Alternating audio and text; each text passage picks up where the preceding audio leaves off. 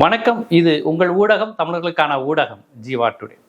India கூட்டணி constitution கிளப்பில் அந்த மீட்டிங் நடத்தியிருக்கிறாங்க. அதில் பார்த்தீங்கன்னா திமுக இல்லாத இந்தியா கூட்டணி மீட்டிங் நடைபெற்றிருக்கிறது. ஆம் ஆத்மி கலந்து கொள்ளவில்லை. இப்போ இந்தியா கூட்டணி திமுக இல்லாமல் எப்படி இருக்கும், இந்தியா கூட்டணி இல்லாமல் திமுக எப்படி இருக்கும் அப்படிங்கிற ஒரு கேள்வி அரசியல் களத்தில் எழுந்திருக்கு. இதை நம்ம ஒரு அரசியல் பகுப்பாய்வாளராக பார்த்தா அது எப்படி போகும் அப்படின்னு பார்த்தீங்கன்னா, நம்ம இதை கொஞ்சம் நுட்பமாக கவனித்து பார்க்கணும். இந்தியா கூட்டணிங்கிறது தமிழ்நாட்டிற்கா இல்லை இந்தியா முழுமைக்கா அப்படின்னு பார்த்தீங்கன்னா, இந்தியா முழுமைக்கும். இந்தியா முழுமைக்கும்னா அப்போ ஒரு மாநிலம் தாண்டி இன்னொரு மாநிலத்திற்கு இந்த இந்தியா கூட்டணி பயன்படணும், அப்படி தானே? இப்போ மேற்கு வங்கத்தில் இந்தியா கூட்டணி மம்தா பானர்ஜிக்கு பயன் தந்ததா? இல்லை. ஜார்க்கண்ட் முக்தி மோர்ச்சாவுக்கு எதுவும் பயன் தந்ததா? இல்லை. மத்திய பிரதேசத்தில் அகிலேஷ் யாதவுக்கு பெரிய லெவலில் ஏதாவது பயன் தந்ததா? இல்லை. கேரளாவில் காங்கிரஸுக்கோ அல்லது இடதுசாரிகளுக்கோ இந்த இந்தியா கூட்டணி ஏதாவது பயன் தந்ததா? கிடையாது.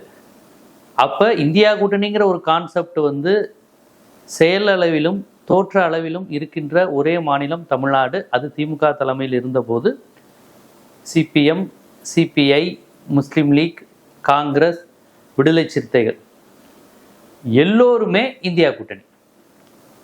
அப்போ இந்தியா கூட்டணிங்கிறது எந்த சச்சரவும் இல்லாமல் இருந்தது தமிழ்நாட்டில் தான். அப்போ ஒரு தமிழ்நாட்டு கூட்டணி தான். தமிழ்நாட்டுக்கு பிறகு டெல்லியில் அரவிந்த் கெஜ்ரிவால்னா போட்டிக்கு காங்கிரஸ் தனியாக நிற்கிது. கோவாவில் கெஜ்ரிவால், மம்தா தனியாக நிற்கிறாங்க. மத்திய பிரதேசத்தில் காங்கிரஸும் அகிலேஷ் யாதவ் தனியாக நிற்கிறாங்க. பஞ்சாபில் அப்படிதான். அப்போ எதுக்கு இந்த இந்தியா கூட்டணி? பாஜகவை எதிர்க்க. சரி, பாஜகவை எதிர்த்தாச்சா? இந்த இந்தியா கூட்டணி மக்களவை தேர்தலில் பாரதிய ஜனதாவை எதிர்த்து வலுப்பெற்று நின்றதா? மாநிலங்களில் நடைபெறுகின்ற சட்டமன்ற தேர்தலில் இந்த இந்தியா கூட்டணி அந்தந்த மாநில கட்சிகளை வெற்றி பெற வைக்க உதவியதா? பீகாரில் தேஜஸ்வி யாதவுக்கு காங்கிரஸ் உதவி செஞ்சுச்சா? இந்த இந்தியா கூட்டணி உதவி செஞ்சதா? இப்போ மம்தா பானர்ஜி இந்த மாநிலத்தில் வெற்றி பெறுவதற்கு ஏதாவது உதவி செஞ்சதா? அவங்கள இன்னைக்கு மிகப்பெரிய அளவில் தோத்துட்டு பிஜேபி நிற்குது. இப்போ மம்தா கட்சியெல்லாம் விலைக்கு வாங்கியாச்சு. பட் அவங்கள ஏதாவது வெற்றி பெற வைக்க காங்கிரஸோ இடதுசாரிகளோ சேர்ந்து இந்த இந்தியா கூட்டணி எதுவும் உதவி செஞ்சுச்சா? அரவிந்த் கெஜ்ரிவால் பாஜகவுடன் தோற்றுருக்கிறாரு. அந்த கெஜ்ரிவாலை வெற்றி பெற செய்ய அந்த இந்தியா கூட்டணி எதுவும் உதவுச்சா? எதுக்குமே பயன் தராமல் அப்புறம் என்ன இந்தியா கூட்டணி? மாநிலங்கள் தனியாக சட்டமன்ற தேர்தலில் நிற்கும் போதும் இந்த இந்தியா கூட்டணி அந்த மாநிலங்களுக்கு உதவி செய்யாது. அதுவும் இந்த 2026 திமுகவுக்கு இந்த இந்தியா கூட்டணி என்ன பண்ணுச்சுன்னு நம்ம பார்த்தோம். காங்கிரஸ், விடுதலை சிறுத்தைகள் யாருமே அவங்களுக்கு வேலை பார்க்கல. விஜய்க்கு வேலை பார்த்துருக்காங்க, விஜயோடையே போயிட்டாங்க. இப்போ இந்தியா கூட்டணியில் ஸ்டாலின் இருக்காரு, திமுக இருக்கு அப்படின்னு இருக்காங்க. திமுக புறக்கணிச்சிருக்கு. அப்போ எந்த மாநிலத்திலும் இந்த இந்தியா கூட்டணின்னு ஒரு கான்செப்ட் வெற்றி பெற வைத்ததில்லை. மாநிலங்களில் இந்திய அளவில் மக்களவை தேர்தல் நடத்தும் போது பாரதிய ஜனதாவை எதிர்த்து இவங்க எல்லா கட்சியிலும் சேர்ந்து நிற்பதும் கிடையாது. மாநிலத்திலையும் உதவுவது கிடையாது, இந்திய அளவிலும் உதவி செய்வது கிடையாது. அப்புறம் இதுக்கு இந்தியா கூட்டணி? அதுவும் மாநிலங்களில் அந்தந்த மாநில கட்சிகளை தோற்கடிப்பதை மட்டுமே லட்சியமாக காங்கிரஸ் கொண்டிருந்தால் அந்த காங்கிரஸ் கட்சியை எப்படியாவது முதன்மைப்படுத்தணுங்கிறதுக்காக எதுக்கு இப்படி ஒரு இந்தியா கூட்டணி உருவாகணும்? அதனால தான் திமுக பங்கேற்கல, அரவிந்த் கெஜ்ரிவால் பங்கேற்கல, புறக்கணிச்சிருக்கிறாங்க. ஆனால் கலந்து கொண்டவர்கள் கூட அந்த கட்சியை சேர்ந்தவர்கள் காங்கிரஸை கிளின்னு கிழிச்செறிஞ்சு கடுமையான விமர்சனங்களை வைத்து டெல்லி கான்ஸ்டியூஷன் கிளப் அந்த பதாகைகள் வச்சிருக்கிறாங்க. அந்த மம்தா பானர்ஜிக்கு ஒரு போர்டு இருக்கு, நீங்க பாருங்க, இப்போ ஸ்கிரீன்ல காமிங்க, நான் காமிக்கிறேன். மம்தா பானர்ஜிக்கு ஒரு போர்டு வச்சிருக்கிறாங்க. உதயநிதி ஸ்டாலின் போர்டை போட்டு திமுகவை பழிவாங்கிய காங்கிரஸ், மம்தா பானர்ஜி படம் போட்டு திரிணாமுல் காங்கிரஸை பழிவாங்கிய காங்கிரஸ், அரவிந்த் கெஜ்ரிவால் படத்தை போட்டு ஆம் ஆத்மியை பழிவாங்கிய காங்கிரஸ், பினராயி விஜயனை படத்தை போட்டு பினராயி விஜயனை தோற்கடித்து காங்கிரஸ், இடி ரைடு வரை வந்தாச்சு. அப்போ பாஜகவை எப்படிங்க தடுக்குது இந்த இந்தியா கூட்டணி? கூட்டணி கட்சியான சிபிஎம் தோற்கடிப்பீங்க, கூட்டணி கட்சியான அரவிந்த் கெஜ்ரிவாலை தோற்கடிப்பீங்க, கூட்டணி கட்சியான பஞ்சாப் மாநில கட்சியை தோற்கடிப்பீங்க, கூட்டணி கட்சியான திமுகவை தோற்கடித்த கையோட விஜய் கட்சிக்கு போவீங்க. எல்லா மாநிலத்திலையும் யாரோடலாம் கூட்டணியோ அவங்கள தோற்கடிக்கிறாங்க. தேஜஸ்வி யாதவ் தோற்கடிக்கிறாங்க, எல்லாரையும் தோற்கடிக்கிறாங்க. மாநில கட்சிகளுக்கு அதிக சீட்டு தரக்கூடாது, அதிக இடங்களில் மாநில சீட்டு நிற்கக்கூடாது, மாநில கட்சிகள் நின்னா போட்டிக்கு காங்கிரஸ் கேண்டிடேட்டை நிப்பாட்டுறது, இந்த மாதிரி வேலைகளை மட்டுமே செய்யும் போது அப்ப நமக்கு சந்தேகம் பாரதிய ஜனதாவின் மீது மட்டும் இல்லை, காங்கிரஸே மாநில கட்சிகளின் வளர்ச்சியை தடுக்குது. பழைய காங்கிரஸ் தான் இது. ஏதோ பிஜேபி வந்துருச்சே, பிஜேபி வந்து விடக்கூடாதுங்கிறதுக்காக காங்கிரஸை ஆதரித்தால் இதுவும் பிஜேபி மாதிரியே தான் மாநிலங்களை ஒடுக்குது அப்படிங்கிற அந்த செயல்பாடு வரும்போது நமக்கு ஏன் காங்கிரஸ் தேவை? மாநிலங்கள்லாம் சேர்ந்து, மாநில கட்சிகள்லாம் சேர்ந்து ஏன் ஒரு கூட்டணி அமைக்க கூடாது? மம்தா, அரவிந்த் கெஜ்ரிவால், அகிலேஷ் யாதவ், ஜார்க்கண்ட் முக்தி மோர்ச்சா, இப்படி இருக்கிற கட்சிகள் எல்லாமே, மாநில கட்சிகள் எல்லாமே இந்தியா முழுவதும் ஒன்று சேர்ந்து, ஏன் சந்திரசேகர ராவ் கூட சேர்த்துக்கலாம், சேர்த்து வாங்க நம்ம ஒரு தென்னிந்தியா, வாங்க நம்ம இந்தி பேசாத மாநிலங்கள், வாங்க நம்ம பாஜக ஆளாத மாநிலங்கள், வாங்க நம்ம காங்கிரஸ் எதிர்பார்ப்போம். இப்படி பாஜக காங்கிரஸ்ங்கிற ரெண்டு தேசிய கட்சிக்கும் எதிராக அதனால் பாதிக்கப்பட்ட அனைத்து மாநிலங்களுமே ஒன்று சேர்ந்து ஏன் ஒரு மூன்றாவது அணியை அமைக்கக்கூடாது? விபி சிங்னு ஒரு மூணாவது அணி அமைஞ்சு பிரதமராக இருந்தார். ஒரு வருஷம் இருந்தார். அதுக்குள்ளேயும் காங்கிரஸுக்கு, இடதுசாரிகள், பாஜக எல்லாருமே அவருக்கு எதிராக இருந்து அந்த இடஒதுக்கீடுக்கு ஆதரவாக அவர் இருந்தாருங்கிறதுக்காக மண்டல் கமிஷனில் அவரை தோக்கடிச்சாங்க. ஆனால் இன்னைக்கு வரையும் அவர் கொண்டு வந்த ரிசர்வேஷன் தான் நம்மளை காப்பாற்றிக்கிட்டு இருக்கு. அப்போ நிலையான ஆட்சி வேணும், மூணாவது அணி வந்தால் நிலையான ஆட்சி இருக்காது அப்படின்னு சொல்லுவாங்க. நிலையான ஆட்சி யார் பிரதமராக இருந்தா? இதுவரையும் வாஜ்பாய் இருந்தார். ஒரு பாஜக நிலையான பிரதமராக 5 வருஷம் இருந்தா அதில் முஸ்லிம்களுக்கு, கிறிஸ்தவர்களுக்கு, தமிழர்களுக்கு, மாநிலங்களுக்கு என்ன லாபம்? நிலையான ஆட்சிங்கிற பேர்ல மோடி 13 வருஷம் இருக்காரு. நிலையான ஆட்சி. இதனால் நம்ம தமிழர்களுக்கு என்ன லாபம்? மாநிலத்துக்கு என்ன நன்மை இருக்கு? பிற்படுத்தப்பட்ட ஒரு இடஒதுக்கீடு என்ன? தாழ்த்தப்பட்ட மக்களுக்கான ஸ்காலர்ஷிப் என்ன கிடைச்சிருக்கு? முஸ்லிம்களுடைய வாழ்வாதாரம் பாதிக்கப்பட்டிருக்கு. ஆனால் நிலையான ஆட்சி இருக்கு. அப்போ நிலையான ஆட்சி தேவையா, நல்ல ஆட்சி தேவையா? விபி சிங் போன்ற ஒருவர் ஒரு வருடம் பிரதமராக இருப்பது முக்கியமா, மோடி போன்றவர்கள் 15 ஆண்டுகள் பிரதமராக இருப்பது முக்கியமா? இப்படிலாம் பார்க்கும்போது இந்தியாவுக்கு இந்த நிலையான ஆட்சி வேணுங்கிற இந்த மந்திரங்களில், இந்த தந்திரத்தில் நம் பலியாக வேணாம். மாநில கட்சியெல்லாம் சேர்ந்து ஒரு பிரதமரை உருவாக்கலாம். இதுல என்ன இருக்கு? காங்கிரஸும் பிஜேபியும் தான் இந்தியாவை ஆளணுமா? வரட்டும், மம்தா கூட பிரதமர் ஆகட்டும், சந்திரபாபு நாயுடு கூட பிரதமர் ஆகட்டும், மாயாவதி பிரதமர் ஆகட்டும், அகிலேஷ் யாதவ் பிரதமர் ஆகட்டும், சந்திரசேகர ராவ் பிரதமர் ஆகட்டும். என்ன தப்பு இது? இந்தியாங்கிறது அந்த ரெண்டு தேசிய கட்சிக்கும் அந்த இந்தி பேசுற மாநிலங்கள் மட்டும்தான் இந்தியாவை ஆட்சி செய்யணுமா? மூன்றாவது அணின்னு ஒரு கான்செப்ட் வரும்போது தான் விபி சிங்னு ஒரு மனிதர் நமக்கு கிடைத்தார், சமூக நீதி காவலர் நமக்கு கிடைத்தார்.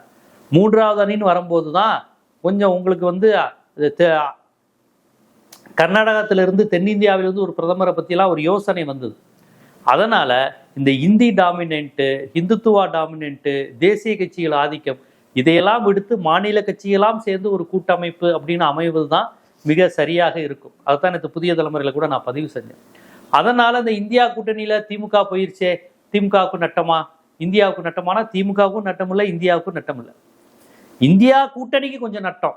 காங்கிரஸ் ஸ்டாலினை விரும்புது, வேணுமே தமிழ்நாடு அளவில் நம்ம எடுத்த இந்த முடிவு இந்திய அளவில் நம்மை பாதித்து விட்டதேங்கிற பதட்டம் மல்லிகார்ஜுன கார்கேயிடம் இருக்கிறது, ப. சிதம்பரத்திடம் இருக்கிறது, சோனியா காந்தியிடம் இருக்கிறது, பிரியங்கா காந்தியிடம் இருக்கிறது, ஏன் ராகுல் காந்தியிடமே இருக்கு, சோடங்கரிடமே இருக்கு.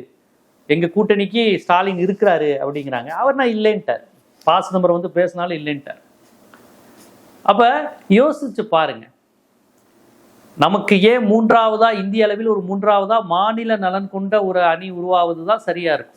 இப்ப இந்த காங்கிரஸ் ஆட்சியில தான் பாபர் மசூதி இடிச்சாங்க. அது RSS இடிச்சாலும் நரசிம்மராவ் வேடிக்கை பார்த்தாருங்கிறது தானே உண்மை. சச்சார் கமிட்டி அறிக்கையை இன்னைக்கு வரையும், கிருஷ்ணா கமிட்டி அறிக்கை, சச்சார் கமிட்டி அறிக்கை, அந்த முஸ்லீமுக்கு எதிரான அந்த வன்கொடுமையை இதுவரையும் காங்கிரஸ் அரசும் ஒன்றும் பரிந்துரை செய்யலையே. எவ்வளோ ஆண்டுகள் ஆயிடுச்சு. பாரதிய ஜனதா அளவுக்கு மோசம் இல்லை என்று தான் சொல்ல முடியும் ஒழிய காங்கிரஸ் ஒன்றும் மாற்று கிடையாது. மாநில நலனை ஒடுக்குவது, மாநிலத்துக்கான கல்வி பட்டியலெல்லாம் எடுத்து பொது பட்டியலில் கொடுக்கறது, இந்தியை திணிக்கிறது, இது எல்லாமே பிஜேபி, காங்கிரஸும் செஞ்சிருக்கு, பிஜேபி வீரியமா செய்யுது. நீட்டு பிரச்சனையை இந்திய அளவில் ஒரு பிரச்சனையா காங்கிரஸ் கொண்டு போயிருக்கா? தமிழ்நாடு மட்டும்தானே கத்துது. புதிய கல்விக் கொள்கை தப்புன்னு தமிழ்நாடு மட்டும்தானே சொல்லுது. காங்கிரஸ் இந்தி பேசும் மாநிலங்கள் அதை தப்புன்னு பேசாதே. அது மட்டும் இல்லை, EWS 10% நம்ம தமிழ்நாடு எதிர்க்குது. ஆனால் தேசிய கட்சிகள் எல்லாம் போட்டி போட்டுட்டு ஆதரிக்கிறாங்க. முல்லை பெரியாறு, காவிரி பிரச்சனை, கச்சத்தீவு, ஈழ பிரச்சனை, இந்த மாதிரியான தமிழர்கள் பிரச்சனைல தேசிய கட்சிகள் நிலைப்பாடு என்ன? ஒரு தேசிய கட்சியாவது தமிழனுக்கு, தமிழ்நாட்டுக்கு நீதிமன்ற தீர்ப்பின்படி தண்ணி வேணும்னு பேசியிருக்காங்களா? கச்சத்தீவு பிரச்சனையில தேசிய கட்சியின் நிலைப்பாடு என்ன? ஈழ பிரச்சனைல இன்னைக்கு வரையும் இனப்படுகொலை போர் குற்றம் தான் சொல்றாங்களே ஒழிய இனப்படுகொலைன்னு இதுவரை சொல்ல மாட்டேங்கிறாங்க தேசிய கட்சிகள்.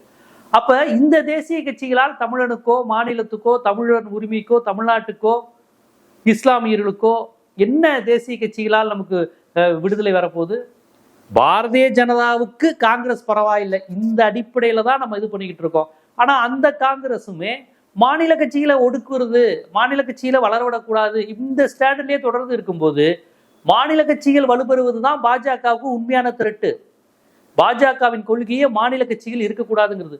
காங்கிரஸும் அதே கொள்கையில இருந்தா நம்ம என்ன பண்றது? அப்ப மாநிலங்கள் வளருவதுதான் உண்மையான கூட்டாட்சி தத்துவம். மாநிலம், மாநில கட்சிகள், மாநில உணர்வு, இதுக்கு மதிப்பு தந்தாதான் இந்தியாங்கிற அமைப்பே பாதுகாப்பா இருக்கும். நீங்க மாநில கட்சிகளையும் அழிக்கணும், மாநிலங்களையே அழிக்கணும், அது RSS சித்தாந்தம். காங்கிரஸ் மாநில கட்சிகளையே அழிக்கணும். கிட்டத்தட்ட ரெண்டும் ஒண்ணுதான். அப்ப நம்ம என்ன பண்றது? அப்ப இந்த மாதிரியான சூழ்நிலையில் சும்மா இந்த இந்தியா கூட்டணின்னு ஒரு தோற்ற மயக்கத்துக்கு நம்ம பலியாவதை விட இந்தியா முழுக்க காஷ்மீர்ல இருந்து எல்லா மாநில கட்சிகளையும் ஒருங்கிணைக்கலாம். இந்த வேலையை ஏற்கனவே திமுக பண்ணியிருக்கு. காஷ்மீருடைய உங்களுக்கு ஃபருக் அப்துல்லாவா இருக்கட்டும், அவங்க தாத்தாவா இருக்கட்டும், எல்லோருடையும் நல்லுறவு கொண்ட ஒரு கட்சியாக திமுக இருக்கு. முரசொலி மாறன் இருந்தார். இந்த ஸ்டாலினை கூட நீங்க ஏன் பொது வேட்பாளராக அறிவிக்க கூடாதுன்னு ஃபருக் அப்துல்லாலாம் கேட்டார் ஒரு 3 ஆண்டுகளுக்கு முன்னாடி ஸ்டாலின் பிறந்தநாளுக்கு வந்தப்ப. அப்ப எல்லா மாநில முதலமைச்சருக்கும் பிடித்தவராக, தெரிந்தவராக, ஒருங்கிணைப்பாளராக, அட்ஜஸ்ட்மெண்ட் பண்ணக்கூடியவராக, விட்டு தருபவராக திமுக தலைவர் இருந்ததுனால எல்லா மாநில கட்சியிலும் விரும்பினாங்க. மம்தா பானர்ஜிக்கு ராகுலை பிடிக்காது, ஸ்டாலினை ஒரு ஆர்கனைசரா இது பண்றாங்க. உங்களுக்கு அரவிந்த் கெஜ்ரிவால் ராகுல் பிடிக்காது. ஸ்டாலின் சொல்றப்ப மாநிலத்துக்கு போறாரு, இவங்க அங்க போறாங்க, ஒரு நல்ல உறவு இருக்கு. கொள்கை ரீதியா நம்ம இப்ப இந்த கட்சிகளோடலாம் பல்வேறு திராவிட கொள்கை உடையவங்க, சமூக நீதி கொள்கை உடையவங்கன்னு சொல்ல முடியாது. ஆனா ஆன்டி பிஜேபி மாநில நலன் பாதுகாப்புங்கிற அடிப்படையில ஏன் இந்தியா முழுவதும் மாநில கட்சிகளா சேர்ந்து ஒரு ஃப்ரண்ட்டை, ஒரு அணியை அமைக்க கூடாதுங்கிறது தான் இன்று விவாத தளத்தில் எழுந்திருக்கக்கூடிய முக்கியமான கேள்வி. அதற்கு விடை சொல்லும் விதமாகவே இன்னைக்கு கான்ஸ்டியூஷன் கிளப்ல இந்தியா கூட்டணி மீட்டிங்ல மம்தா பானர்ஜி கட்சியினர் எதிர்ப்பு தெரிவிக்கிறாங்க. அவங்க கலந்துருக்கிறாங்க, பட் கட்சியினர் எதிர்த்து தட்டி வச்சிருக்கிறாங்க, காங்கிரஸ் எங்களை அழித்து விட்டது. பினராயி விஜய் CPM காரங்க இந்த மாதிரி காங்கிரஸ் எங்களை தோற்கடித்து விட்டது, திமுக காரங்க காங்கிரஸ் எங்களை தோற்கடித்து விட்டது, இப்படி எல்லா கட்சியினருமே கோபப்பட்டு வைத்திருக்கிறார்கள் என்றால் அனைத்து மாநில கட்சியின் கோபத்தை இந்த 2 தேசிய கட்சிகளும் செய்து கொண்டிருக்கின்றன. ஆளுங்கட்சியா இருக்க பாஜக செய்வது ஒரு புறம் இருக்கட்டும், கூட்டணி கட்சியா இருக்க காங்கிரஸும் அதைத்தான் செய்யுது. அப்படிங்கிற அந்த கோபம், ஆதங்கம், ஆவேசம், அறச்சீற்றம் எல்லா மாநில கட்சிகளிடம் இருக்கிறது என்பதால் என்னுடைய கருத்து, ஒரு மாநில கட்சிகளா சேர்ந்து ஒரு அணியை உருவாக்குங்க. உடனே நிலையான ஆட்சி வராது, 3வது ஆட்சி நிலைக்காது, குஜராத் தேவகவுடா அப்படிங்குவாங்க. பரவாயில்லங்க, இருக்கட்டும். நிலையான ஆட்சியா ஒரு இந்துத்துவா பேசுற ஆட்சி 10-15 ஆண்டுகள் இருப்பதை விட உங்களுக்கு ஒவ்வொரு ஆண்டும் மாறி மாறி பிரதமர்கள் வருவதோ மாறி வந்தாலும் ஒரு பிரச்சனை இல்லைங்கிறது என்னுடைய கருத்து. அது மாநில நலன் காக்கக்கூடிய ஒரு மைய அரசா இருக்கணும். VP சிங் மாதிரி ஈழத்தமிழர் அரசியல், தமிழர் நலன், மாநில உணர்வு, பேக்வர்ட் கிளாஸ் ரிசர்வேஷன், எல்லாவற்றிலும் தமிழ்நாட்டின் அரசியல் மரபோடு ஒத்துப்போன ஒரு தலைவர், ஒரு பிரதமர்னா அது VP சிங் மட்டும்தான். அதனால அப்படி ஒரு தலைமையோடு நாம் இருந்தால், அது குறைந்த ஆண்டுகள் இருந்தா கூட நம்ம இந்திய துணை கண்டத்திற்கே பயனளிக்கும் அப்படிங்கிறதா என்னுடைய கருத்தா இருக்கு. ஜீவா டுடேயினுடைய ஒரு தலையங்க கருத்து, நம்ம சேனலுடைய எடிட்டோரியல் பேஜ் கருத்தா இதை நான் பதிவு செய்கிறேன். பிற ஊடகங்களும் இது குறித்து உங்க கருத்துக்களை சொல்லுங்க. இது எப்படி நான் சொல்றதுல என்னென்ன தர்க்கம் இருக்கு, என்னென்ன அரசியல் இதுல இருக்கு அப்படிங்கிறத நீங்க உணர்ந்தீங்கனாலும் அதை நம்ம பின்னோட்டங்கள்ல உங்களுடைய கருத்துக்களை பதிவு செய்யுங்க. இது போன்ற அரசியல், சமூகம், சினிமா, சட்டம், பொருளாதாரம் போன்ற பல்வேறு விழிப்புணர்வு காணொளிகள் உங்களை சேர்வதற்கு ஜீவா டுடே சேனலை சப்ஸ்கிரைப் பண்ணுங்க. ஆதரவு தான். நன்றி.